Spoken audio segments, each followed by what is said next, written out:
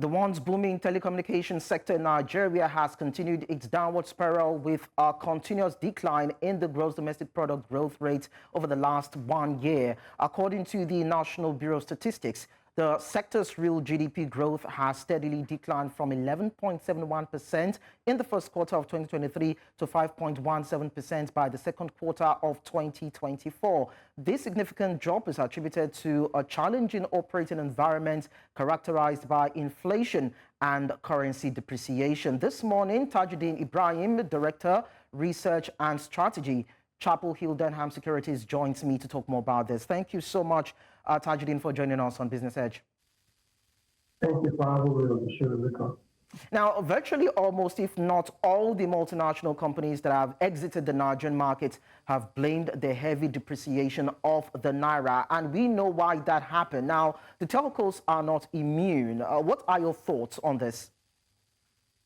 So one major thing that is affecting the telecommunications sector operators is that that sector is a very important sector to the broader economy. It's also a sector that the government is showing interest in. So they do not have the ability or the flexibility to be able to respond appropriately to the inflationary pressure that we are seeing in Nigeria. Let me give you an instance. Players or companies in the manufacturing sector, for instance, have been able to respond accordingly by raising prices due to the inflation impact and the impact of devaluation of the currency on their businesses. Other subsectors of the economy, companies in there have also been able to respond. But the telecommunications sector is different. Different in the sense that the government is interested in this sector and also interested in how they price their products, because any increase in their product prices will heavily impact on the consumer pockets in the country. So that is the reason that they have to seek approval from the regulator to be able to implement a tariff increase. That is the major thing that is affecting them as we speak.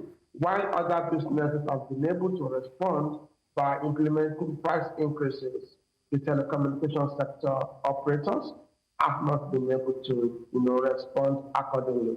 And to my mind, that is a major challenge. Of course. Now, as of mid-2023, based on reports that we have, the telecom sector contributed about 11 to about 16% to the national GDP.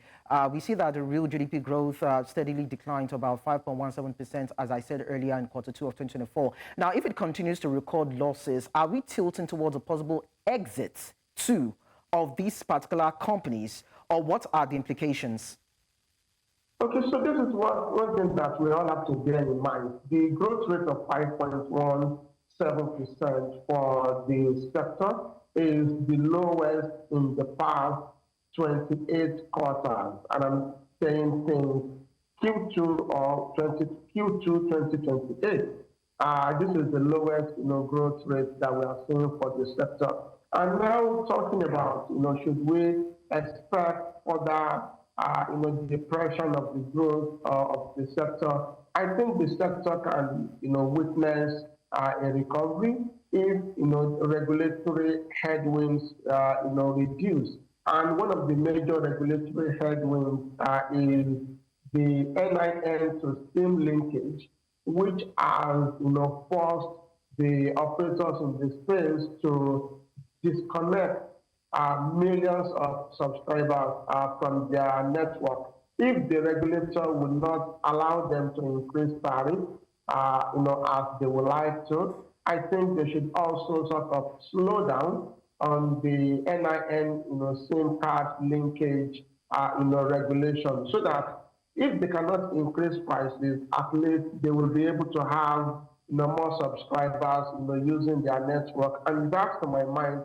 to a considerable extent can, support the sustainability of their business. But if that is still in place, the SIM card to NIN linkage headwind, if it is sustained, then there are high chances that the sector will begin to slow down, their investment, and that eventually may lead to some of the small players possibly exiting the sector, in my view.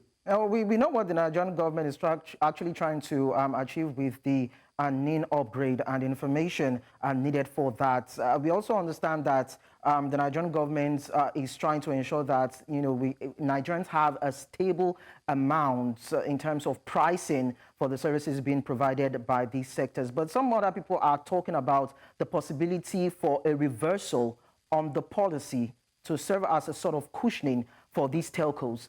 So it seems as though it's a lose-lose solution, looking at all the suggestions being made available. Which do you think will be the most appropriate? Because it does not seem as though the Nigerian government will be willing to step back on that NIM upgrade initiative. So it is not so much of them, rolling back that policy. It is more of, number one, being flexible. Number two, ensuring that whatever the gridlocks are with respect to the linkage, all those gridlocks are addressed, and any impediment to accelerated achievement is removed. Because when you look at that linkage, the problem is not even on the part of the mobile network operators. The problem is more on the end of the equipment on the other side, which is the government side, that they use for verification. If everything starts and ends with the mobile network operators themselves, I think by now we will have had the NIN and SIM card linkage completed seamlessly. But because there is some level of interference, they have to work with a level of dependence. Let me put it that way. They have to depend on the government for that linkage. That is partly where the issue is. So I'm not suggesting that they truncate or the policy, but they should make it more efficient. Okay, Mr. Tajudeen, we are going to talk more about this. I'd like you to just stay with us for a while, even as we intimate our viewers with this incoming story. Now, the remains of Lieutenant Commander Gideon Gwoza have been laid to rest at the military cemetery in Abuja. Gwoza, who heroically lost his life while rescuing 59 people from a sinking dredging vessel in Rivers State, hail from Kaduna State. He survived by his wife and 3 sons. Friends and family of Lieutenant Commander Gwoza say it will be deeply missed. Now, the burial is currently underway in Abuja, and now we'll bring you the live feeds.